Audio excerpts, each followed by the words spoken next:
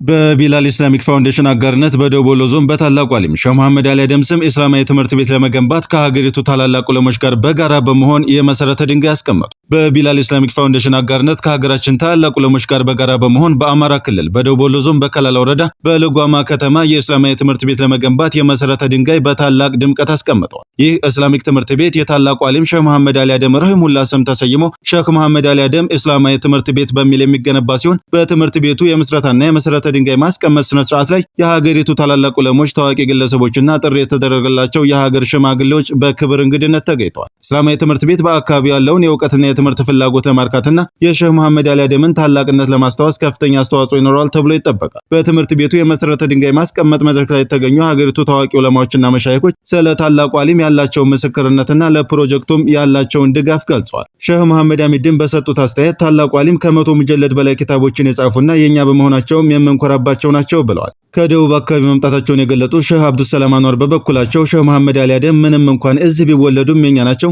ለዓለም ያበረከቱት መልካም ነገር በዚህ መድረክ ተጠቅሶ የሚያልቅ አይደለም በማለት በእሳቸው ስም ለሚሰራው ማዕከል በቻሉት ሁሉ ለማገዝ ዝግጁ መሆናቸውን አረጋግጠዋል። ሼህ ሁሴን በሽር ታሪክን እያወሩ ብቻ ሳይሆን እየሰሩ መኖር ነው በሚል ባስተላለፉት መልእክት ሼህ መሐመድ አሊ አደም የማይገፉ ተራራ የሆኑ ሰው መሆናቸውን ጠቅሰው በእሳቸው ስም ለሚሰራው ትልቅ መድረሳ የሚችሉትን ሁሉ እገዛ እንደሚያደርጉ ገልጸዋል። በተመሳሳይ የወሎ ብቻ ኩራት አይደለም ያሉት ኡስታዝ ሰይድ አሊ በበኩላቸው የዓለም ሙፍቲ የተባሉ ሼህ መሐመድ አሊ አደም ለኢትዮጵያም ለዓለምም ትልቅ አበርክቶ ያደረጉ መሆናቸውን በመጥቀስ በእኚህ ታላቅ ሼህ ስም በትውልድ ቦታቸው ላይ ብቻ ሳይሆን በዋና ከተማው አዲስ አበባም ጭምር በስማቸው ተቋም ሊገነባላቸው እንደሚገባም አሳስበዋል።